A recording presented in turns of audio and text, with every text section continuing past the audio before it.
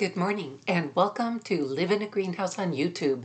If you're new here, this channel is about my journey to design, build, and then live in the first greenhouse enclosed tiny home in the United States. Today's episode is about accessibility, something that's a challenge for most tiny homes and almost all the other greenhouse enclosed homes in the world.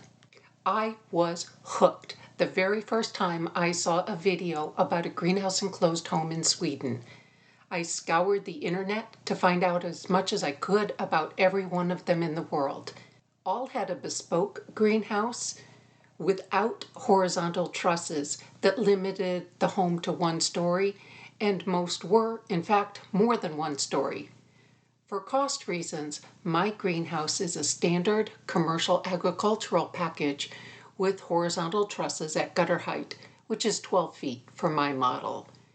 This limited the house to one story, but since this is my retirement home that has been designed so that I could age in place, I'm happy to not have any stairs, and I don't mind not having living space on the roof. The main accessibility issue for my project is that the only place on my property where the greenhouse could fit was sloped with a 4-foot drop from end to end. We leveled a spot about 75 feet by 45 feet using a method called cut and fill. We made a vertical cut of about 4 feet on the uphill end and used that material to build up the downhill end. The bank is stabilized by a concrete retaining wall with stairs from the driveway at the top down to a courtyard at the greenhouse level. But what good is it to make everything wheelchair accessible at the greenhouse level if there's a barrier of stairs to get there? Which is why my plan includes a wheelchair ramp. But now comes the challenge to fit it in the available footprint with the right slope and looking like part of the overall plan rather than tacked on as an afterthought. So stay tuned as once again the guys turn utilitarian into beautiful.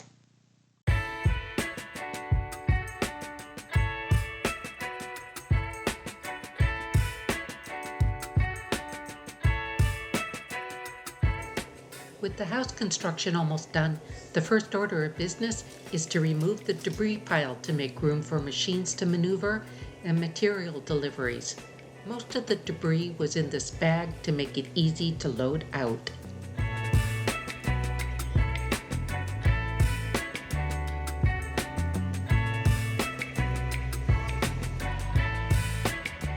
Matt moved a lot of dirt over the last couple days so that the hill sloped and banked correctly. Dave runs the compactor while Matt starts marking location for the forms. There will be a carport eventually at the end of the driveway with a walkway going straight to the stairs or left to the ramp. This part of the layout has to be precise because Matt will pour the pad now for the corner post of the future carport.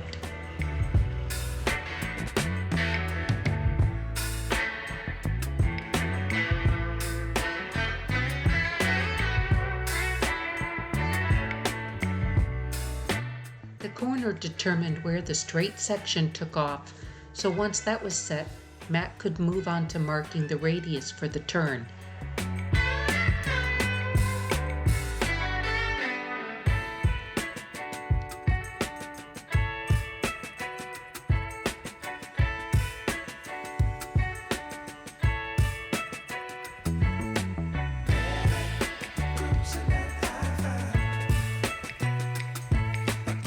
This bent board will be the concrete form for the turn.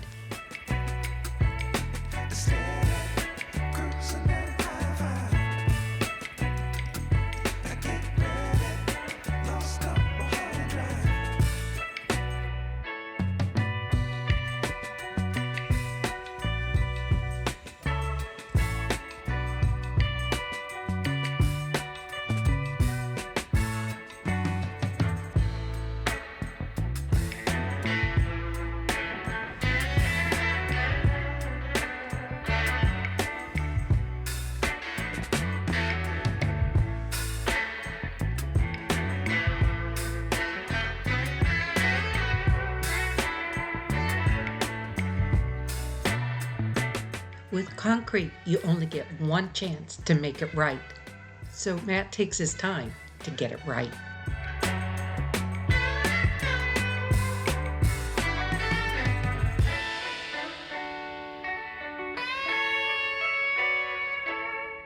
It has to meet the edge of the wall at the right height so the slope can flatten in the courtyard before the door, with the concrete surface at the right height at the bottom of the stairs and the door.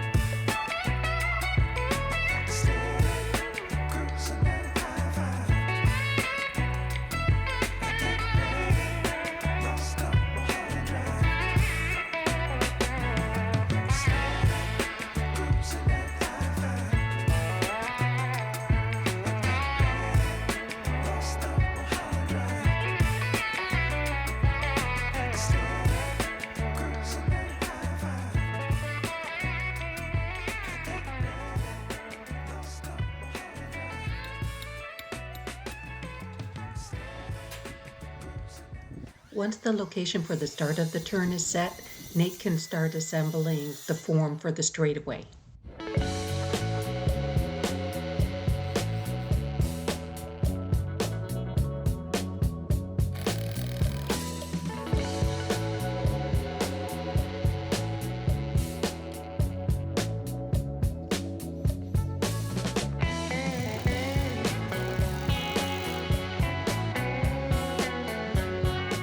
Once the line is set for the interior curve, the outside of the form's position is set quickly because the ramp is 4 feet wide at the upper straightaway and 7 feet wide at the courtyard.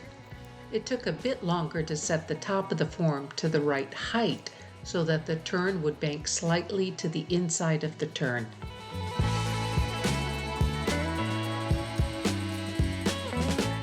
While Matt and Nate worked on the ramp forms, Mike has been working on forms for the pads outside the living room and bedroom doors. These are required by code.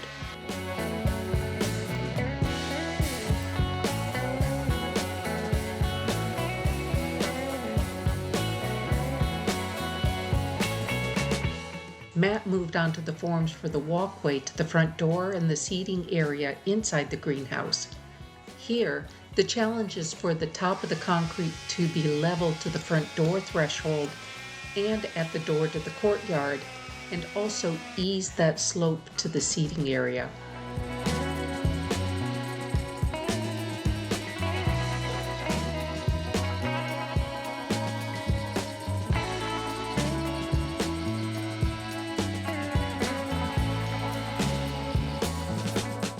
Nate marks the top of the concrete relative to the bottom stair.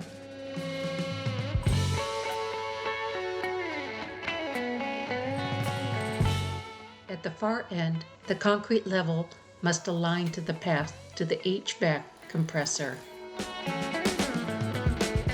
There will be a gap between the concrete and wall and between the concrete and greenhouse for rain to run off. But it would be impossible to get a wooden form out of that space after the concrete is hard, so that space is formed using pink rigid insulation that can be chipped out later. I thought this was ingenious. There will be 2 feet of garden space between the seating area and the greenhouse wall. Meanwhile, Kara continues painting the interior trim. Matt moves on to the form for the foundation of the future carport's corner post. They'll pour this concrete today so that it can dry and be buried before tomorrow's big pour.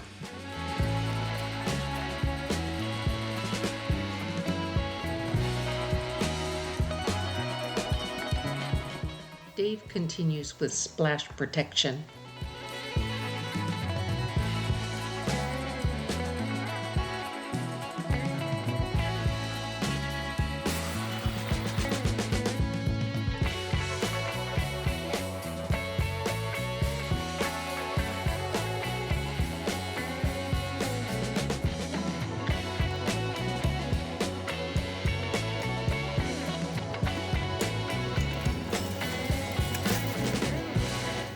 Next was many wheelbarrows of gravel, followed by raking it level.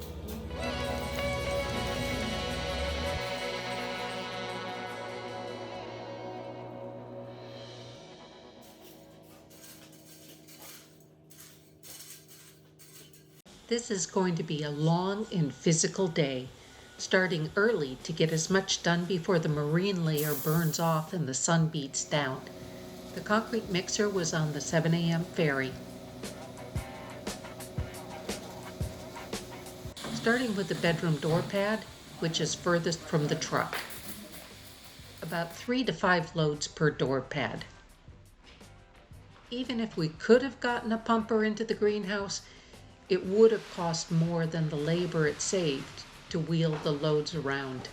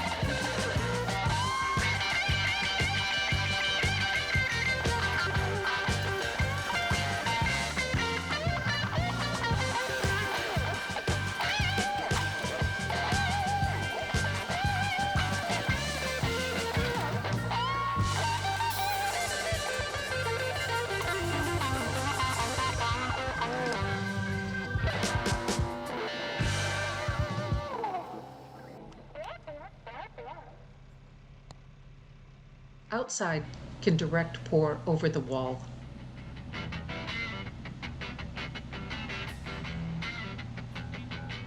They'll be able to use the backhoe to move concrete for this upper section.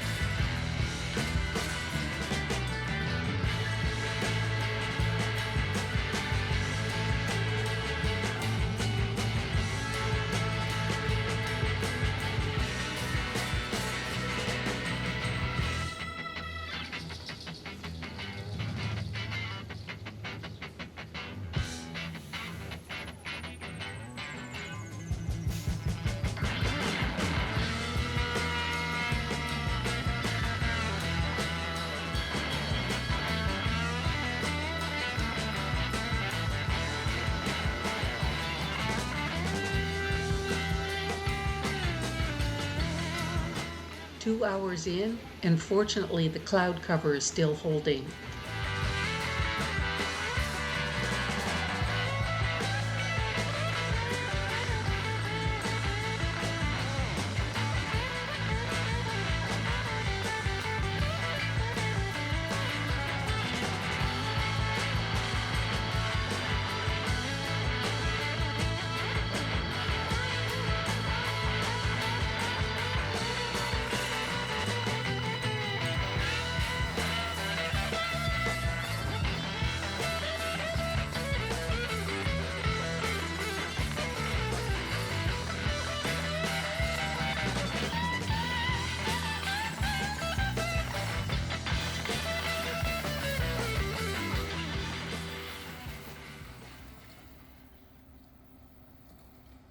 Three hours in and the pour is done, but there's still a lot of work left to float the surface and finish the edges.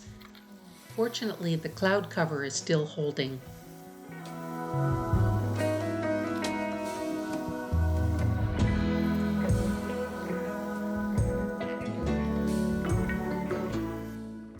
The pad for the carport corner post is under the dirt pile here in the space between the two sections of concrete.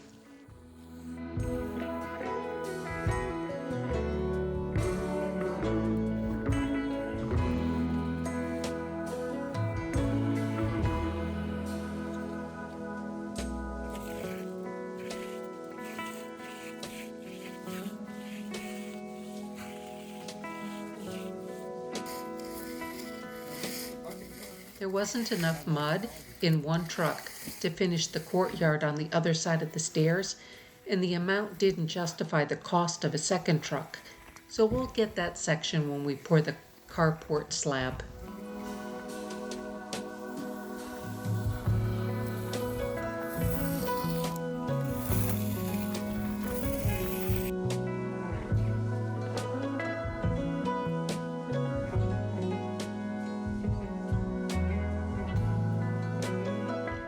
Even after 7 hours of working concrete, Mike moved on to making and installing a door to cover the antique in-wall ironing board so that Kara could paint it with the rest of the doors and trim.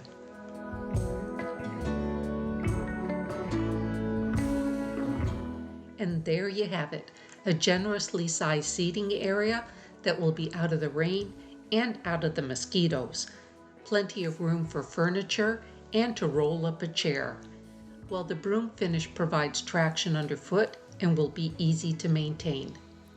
Although the ramp is much larger than I'd imagine it would be, the gentle slope is less than required by accessibility code, and with the rounded turn and subtle broom finish, it is much more aesthetically pleasing than I'd envisioned and provides a border for a planting bed. All in all, I couldn't be happier about how this turned out. Thank you for watching.